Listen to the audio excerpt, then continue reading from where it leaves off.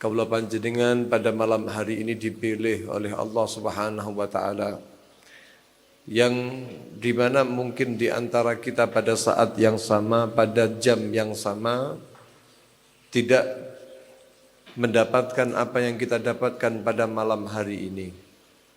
Bukan dalam rangka kita merasa lebih baik daripada orang lain, akan tetapi merasa bersyukur atas apa yang Allah berikan dari taufik, dari petunjuk, dari kekuatan yang Allah berikan kepada hamba-Nya.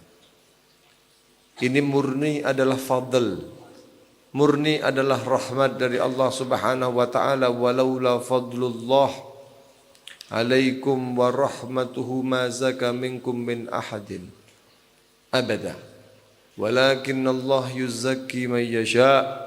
Allah berfirman bahwasannya kalau bukan karena pertolongan, kalau bukan karena karunia Allah Subhanahu wa taala kepada kalian dan rahmatnya, maka tidak akan mungkin kalian dapat menjauhi bersih dari perkara-perkara yang membawa murkanya Allah Subhanahu wa taala. Bersih kepada perkara-perkara yang tidak ada faedah dan manfaatnya. Akan tetapi Allah Subhanahu wa taala membersihkan itu semuanya kepada orang-orang yang diinginkan oleh Allah. Dan alhamdulillah pada malam hari ini kaula panjenengan saged rawuh datang menika majelis, duduk bersama di tempat ini, bersolawat kepada baginda Nabi Agung Muhammad sallallahu alaihi wasallam, berzikir kepada Allah Subhanahu wa ta'ala. Bagaimana Nabi Agung Muhammad sallallahu alaihi wasallam, beliau bersabda, man asura alihi syai'un, barang siapa orang yang pada dirinya ada kesusahan, kesulitan, fal yukthir minas salati alayya, maka perbanyaklah daripada salawat kepadaku, fa innaha tahullu al-uqad. Karena dengan salawat itu ikatan-ikatan akan dibuka oleh Allah Subhanahu wa taala, kesempitan kehidupan, kesempitan rezeki, permasalahan yang tak usai dengan salawat kepada Nabi Agung Muhammad akan dibukakan oleh Allah Subhanahu wa taala, wa takshiful kurub, dan juga akan dihindarkan daripada semua malapetaka. Allahumma. Dan kita tadi telah membaca Basyairul Khairat lil Imam Abdul Qadir Al-Jilani qaddasallahu sirrahu, yang dimana memang di dalam Basyairul Khairat ini di antara fadilahnya adalah mendatangkan hajat. Pramila bahwa ada kesempatan ud'uni astajib lakum, lalu kita sebutkan hajat-hajat kita. Saya mendengar beberapa orang yang sudah memiliki testimoni akan hal ini. Di antaranya adalah Habib Quraish bin Qasim Baharun.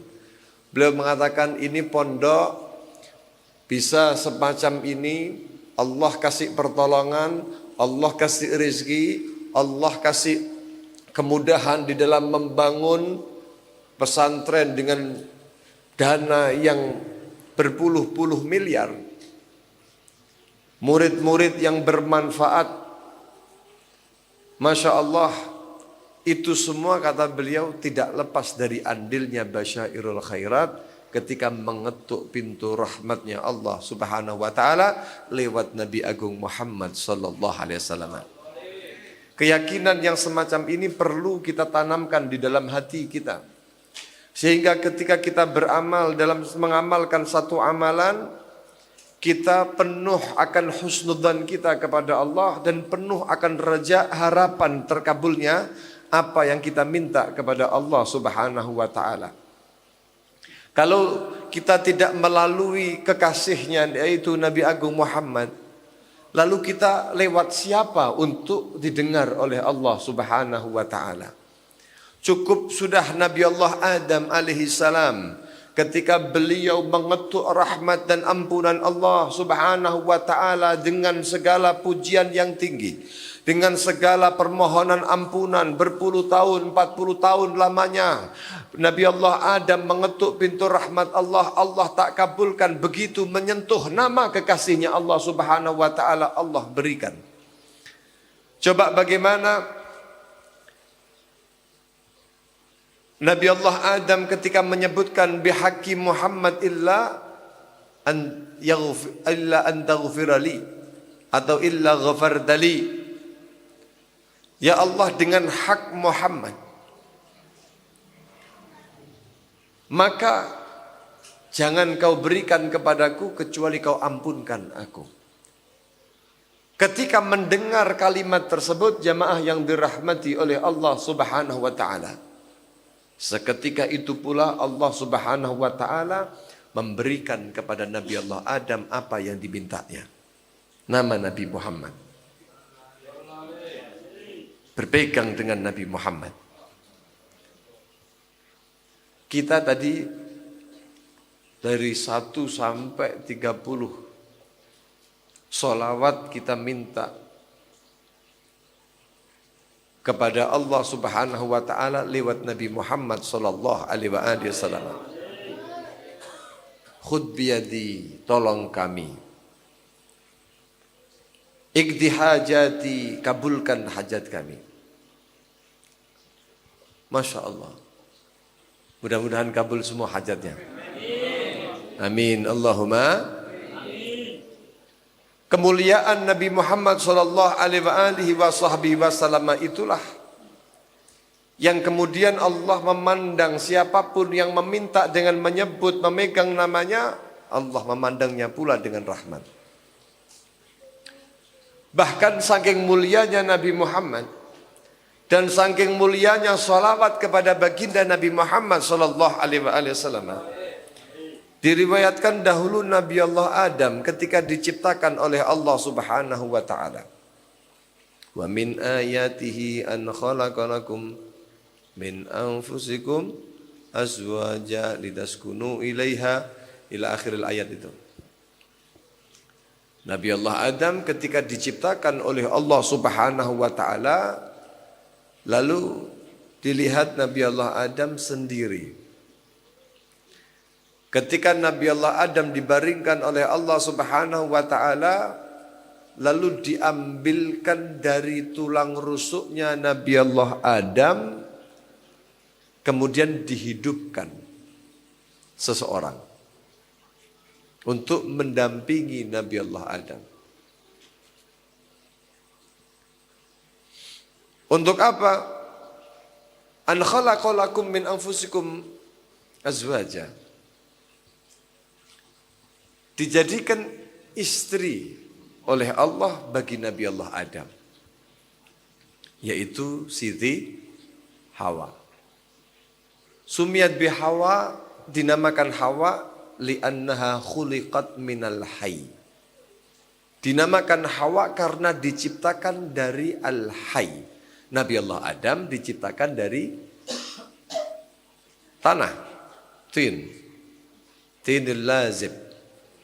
Tapi kalau Siti Hawa bukan diciptakan dari tanah, tapi minal hayy, diambil dari bagian tubuh Nabi Allah Adam dalam yang keadaan hidup.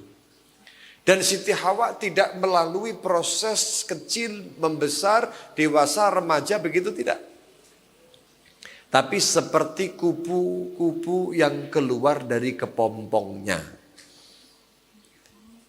Begitu Siti Hawa itu ada di depannya, Allah ciptakan memang pada manusia hawa, nafsu, syahwat. Sehingga Nabi Allah Adam punya kecenderungan untuk senang.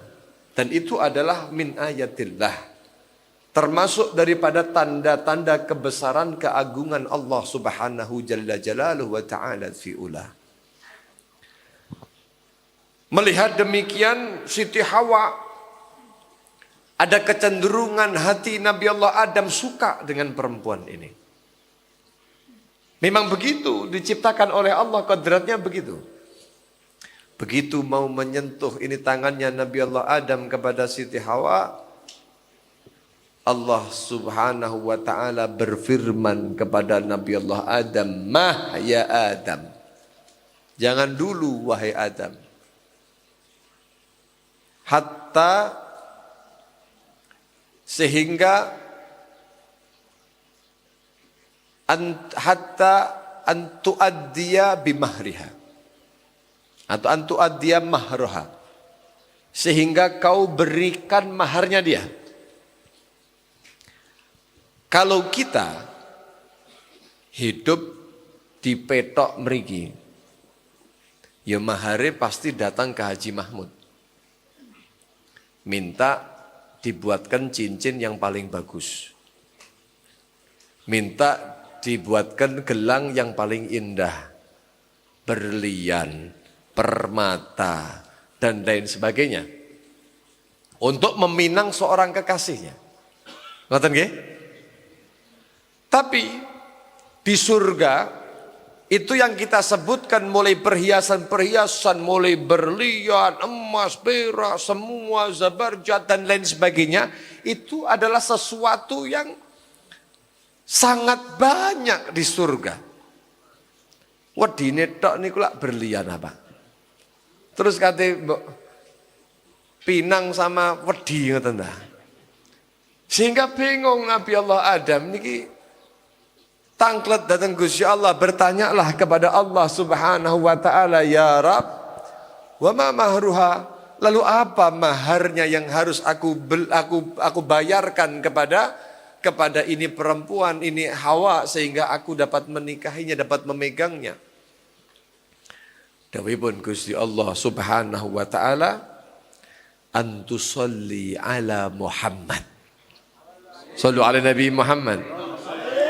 Antusalli ala Muhammad, kau bersolawat kepada Nabi Muhammad sallallahu alaihi wasallam, karena tidak ada sesuatu yang lebih indah, tidak ada sesuatu yang lebih berharga, tidak ada sesuatu yang lebih mulia daripada kedudukan Nabi Allah Muhammad dan solawat kepada Nabi Muhammad sallallahu alaihi wasallam. Oleh karenanya diperintahkan untuk membayar daripada maharnya Nabi Allah Adam kepada Siti Hawa dengan salawat kepada kekasihnya Allah Subhanahu wa ta'ala, yaitu kanjeng Nabi Muhammad sallallahu alaihi. Maka kita bersyukur kepada Allah Subhanahu wa ta'ala pada saat ini kita dikehendaki oleh Allah lisan kita ini basah dengan zikir kepada Allah, dengan salawat kepada baginda Rasul Muhammad salawatullah wassalamuhu alaih. Ini merupakan kenikmatan dari Allah Subhanahu wa ta'ala yang Allah berikan kepada kita sekalian. Alhamdulillah. Tadi kita membaca daripada Ratib Al-Imam Abdullah bin Ali Al-Haddad yang dikatakan oleh beliau bahwasannya man wadaba ala ratibi hadha dhamintuhu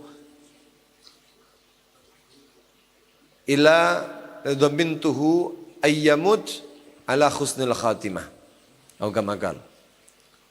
Beliau mengatakan barang siapa orang yang melazimi, yang continue istiqamah membaca daripada Ratib Al-Imam Abdullah bin Al-Haddad, ini aku yang nanggung. Ini perkataan tabajjuh, Pak.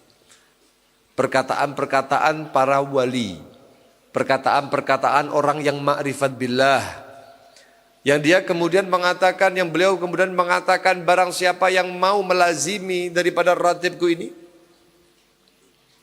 maka aku yang akan menjamin dia masuk dalam kategori orang yang akan diwafatkan dalam keadaan husnul khatimah. Amin. Allahumma. Apa itu Ratib Al-Imam Abdullah bin Al-Haddad? Ratib itu bukan karangan, tapi ratib itu adalah susunan. Imam Abdullah bin Haddad, beliau itu tidak mengarang zikir-zikir ini, karena itu hanya ayat Al-Quran yang diletakkan, zikir-zikir yang ditaruh di dalam ratib tersebut. Sehingga keliru kalau mengatakan karya Al-Imam Abdullah bin Al-Haddad. Kurang pas. Tapi yang disusun oleh Imam Haddad. Tapi beliau menyusunnya bukan sembarangan. Susunan itu racikan. Kita bisa dapatkan di pasar cabai. Kita bisa mendapatkan di pasar bawang. Kita bisa mendapatkan di pasar berambang. Kita bisa mendapatkan di pasar garam. Kita bisa mendapatkan di pasar semua sayur mayur yang ada di pasar semua beli. Tapi untuk menjadikan itu sup yang lezat, yang bergizi sesuai dengan apa yang dibutuhkan, itu kira-kira butuh keprofesionalan apa tidak? Megur syukur tuku tok terus dicampurnya diulek ngoten tok ya radoyan nggih napa mboten? Ada ukurannya sehingga Imam Abdullah bin Haddad menakar itu semuanya. Memang kecil, memang sedikit ratib Haddad. Tapi kalau diuraikan itu ada yang mensyarahinya, yaitu cucunya, setebal gini kitabnya. Ya, Syarah Ratib Al-Haddad. Ini menunjukkan apa? Sesuatu yang latif, sesuatu yang singkat, sesuatu yang pendek, tapi berfaedah luar biasa. Satu persatu dijelaskan apa faedah la ilaha illallah, apa faedah daripada subhanallah bihamdi, apa faedah daripada apa menikah ya dzal jalali wal ikram, apa faedah daripada yang lain sebagainya dan lain sebagainya. Apa faedah daripada ayat kursi, apa faedah daripada qul huwallahu ahad, apa faedah daripada qul a'udzu binnas, apa faedah ayat-ayat Al-Qur'an dari surat Al-Baqarah dan lain sebagainya, itu semua disebutkan. Nah, kita ini tinggal nyantap. Yang kita tahu kita makan sop iga, sop daging sapi, sama seporsi nasi, yang kita tahu kita kenyang sehat. Betul? Tapi kalau kita pengen tahu berapa gizi di setiap unsur yang ada di dalam makanan tersebut, tentu tanyalah kepada ahli gizi. Sama halnya dengan keilmuan, sama halnya dengan amalia, fas'alu ahla dzikri in kuntum la ta'lamun. Maka mereka-mereka orang yang tahu, yang dapat menguraikan secara detail apa manfaat satu persatu dari zikir yang dirangkumkan dalam ratib Al-Imam Abdullah bin Alawi Al-Haddad. Ratib Al-Imam Abdullah bin Al-Haddad ini luar biasa nggih. Disebut ratib itu dari kata ratabah, yang artinya penjaga. Yang artinya apa? Penjaga. Prajurit. Maka ini akan menjaga diri-diri kita daripada hal-hal yang membawa pengaruh rusaknya akidah. Dan memang begitu. Kisahnya disusun ratib Haddad ini karena untuk membentengi akidah ahli sunnah wal jamaah. Dulu ada seorang muridnya yang bernama Amir dari Bani Sa'ad yang ada di kota Shibam. Mendapati di dalam kota Shibam itu banyak orang-orang ahlul bidah. Orang-orang yang di luar ahlu sunnah wal jamaah sudah mulai menggerogoti akidah penduduk Shibam. Kira-kira berapa puluh kilo ya dari Tarim itu Shibam? Kira-kira perjalanan kira-kira lebih lah, lebih. Shibam itu lebih lah dari Tarim, Sewon, terus Gosam, Shibam ya. Walhasil ya sekitar 3 jam lah mungkin perjalanan dari Tarim itu. Itu ada Syekh Amir datang mengeluh kepada Imam Abdullah bin Al-Haddad, mengetahui kondisi Imam Abdullah bin Al-Haddad ini adalah seorang yang saleh, seorang yang sudah tampak kewaliannya. Niku mulai cilik Pak, beliau Imam Haddad niku pun kayak ketok wali nih. Beliau itu atas didikan orang tuanya, Habib Alwi, itu tidak membiarkan Imam Abdullah bin Haddad walaupun masih dalam keadaan merah, bayi cenger, kecuali dia dibangunkan fi jaufil lail pada pertengahan malam. Pokoknya anakku iki gak oleh seumur hidupnya kecuali ke tengah malam kudu melek, mulai bayi. Itu bisa dipraktekkan lah. Lek gak diamuk karo bojo. Kalian mboke niku. Lha nggih, niki pernah saya coba ngoten, kebetulan kula wangsule niku ya nggih meh subuh-subuh ngoten nika, terus tangeni ngoten ya sing merengut bakne ya mboke. Nggih, lek nurokne angel-angel terus basan tangi ditinggal kan ngoten ya.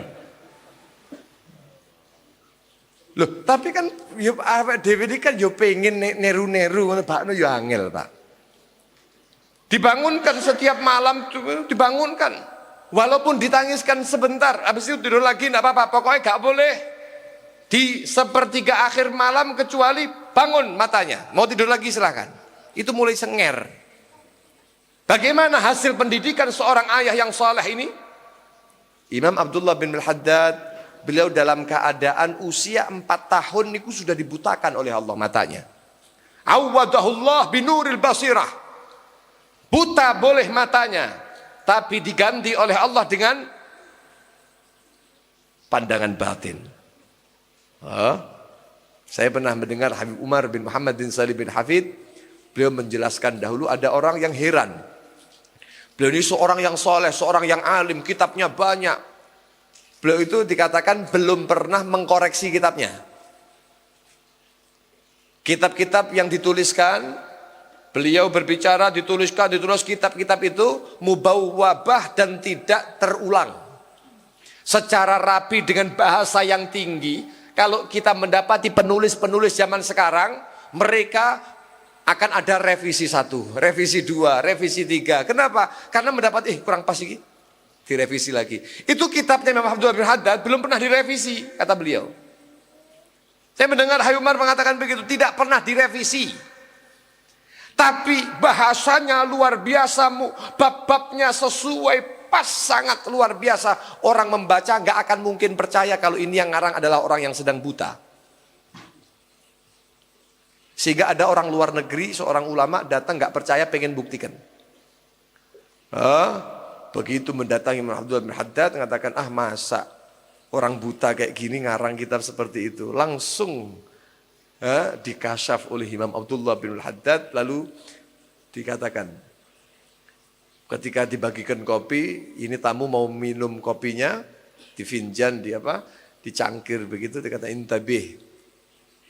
Hati-hati itu ada lalat yang masuk barusan ke cangkirnya Anda. Gitu loh. Tenanan ono laler. Lho wong sing mboten wuta mboten ningali, tapi sing wuta saged untuk membuktikan bahwa Alladahullah binuril basirah. Innaha la ta'mal absar. Walakin ta'mal qulub allati fis sudur. Yang buta itu hakikatnya bukan absar, bukan mata. Yang buta itu orang buta itu adalah buta yang ada dalam hatinya, itu buta. Kita punya 2 mata, tapi boleh jadi di pandangan Allah kita itu orang buta. Tapi bagaimana seorang Imam Abdullah bin Haddad ini memang buta secara fisik, tapi tidak buta hatinya. Kemudian Imam Abdullah bin Haddad itu tampak begitu hebat. Bahkan beliau pernah dikatakan tidak ada satu kitab pun di Hadramut itu provinsi, yang disimpan di seluruh maktabah di kota Hadramut, kecuali aku pernah menghafalnya. atau pernah membacanya sampai khatam, atau membaca sebagiannya. Orang yang sangat luar biasa, keilmuannya fisik, keterbatasan fisik tidak membuat lemah perjuangannya untuk menggapai ridho Allah Subhanahu wa taala dan meneruskan akan perjuangan datuknya, yaitu Nabi Agung Muhammad sallallahu alaihi wa alihi wasallam. Sehingga Imam Abdullah bin Haddad itu meskipun masih unyu-unyu ya, belum balik Pak. Ya, belum balik. Beliau sekolah di Tarim itu, sekolah Alibata itu apa namanya? Itunya, istilahnya. Bukan itu, ada istilah di sana itu. Kayak kita memiliki kayak TPQ gitu. Beliau niku mondar-mandir sekolah, kayak anak kula panjenengan.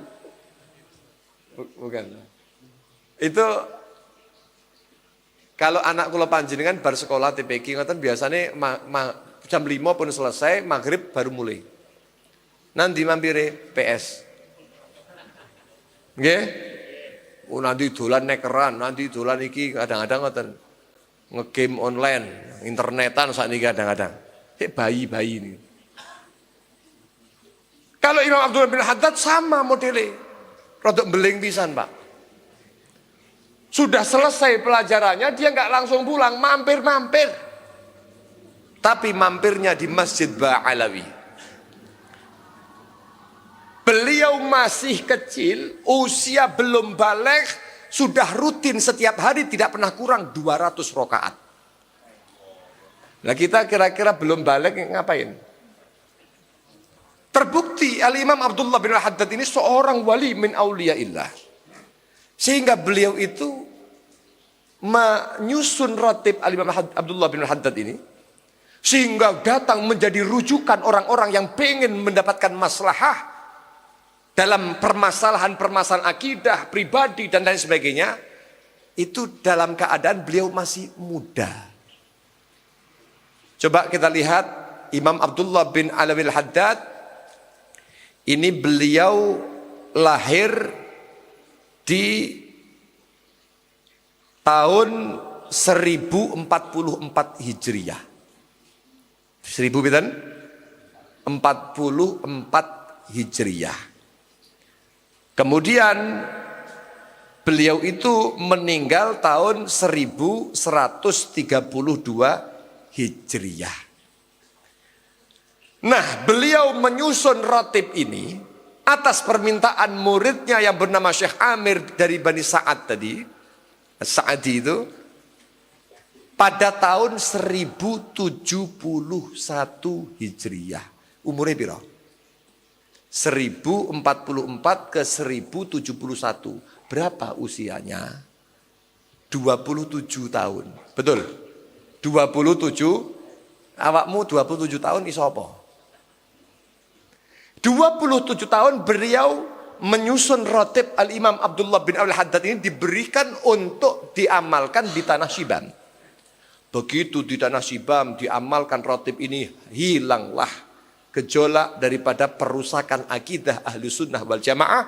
Lalu kemudian menyebar ratib itu sampai ke negeri-negeri, ke kota-kota, sampai diamalkan di Tarim itu sendiri. Ada di masjid apa? Masjidnya beliau Hawi, di Masjid Al-Hawi.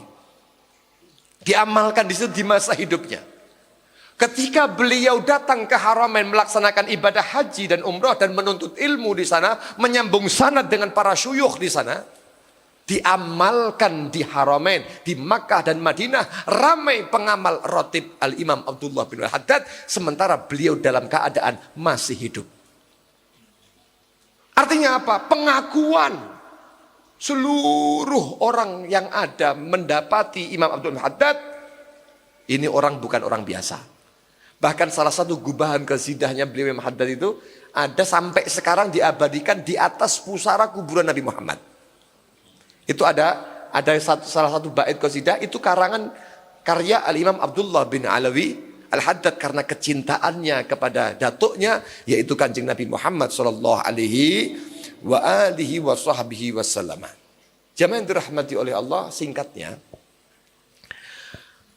Ratib Al-Imam Abdullah bin Haddad ini menjadi satu hal yang dipegang erat oleh mereka-mereka yang menginginkan penjagaan baik akidah maupun dari hal-hal yang tidak diinginkan, madarat duniawiyah wa ukhrawiyah. Nah, kita telah amalkan. Mudah-mudahan Allah Subhanahu wa taala jadikan itu sebagai amaliyah yang akan berpengaruh pada kita, pada hati-hati kita semuanya. Amin. Allahumma amin. Allahumma amin ya rabbal alamin. Secara umum kita juga mendapatkan daripada fadilah zikir kepada Allah. Insyaallah kita tidak bangkit dari tempat ini kecuali dosa kita telah dilebur oleh Allah. Inna ahla zikri, sesungguhnya orang-orang yang ahli zikir itu, mereka orang yang ahli zikir, yajlisuna li dzikrillahi subhanahu wa ta'ala, mereka duduk untuk berzikir kepada Allah. Mereka duduk itu dari rumah-rumah mereka, wa alaihim minadz-dzunubi mithlul jibal. Mereka itu memiliki minal atham, dosa-dosa bahkan sebesar gunung, melalui hari-harinya yang tak lepas dari perbuatan-perbuatan maksiat. Lalu kemudian dia duduk di majlis zikir, berzikir bersama. Fa'idha dzakarullah, ketika mereka itu menyebut, berzikir bersama, menyebut Allah Subhanahu wa ta'ala, maka yaqumuna min majlisihim udlam minadz-dzunubi fala syai'a alaihim. Mereka itu dibebaskan daripada dosa. Mereka orang-orang yang ahli zikir itu, sehingga tidak ada dosa yang menempel pada diri mereka. Itu adalah orang-orang yang ahli apa? Zikir. Muga-muga kalau panjang termasuk wong sing ahli zikir. Orang yang dia itu merasakan daripada ketika menyebut asma Allah, berzikir kepada Allah, di situ ada asyuur azamatillahi subhanahu wa ta'ala fi qalbihi.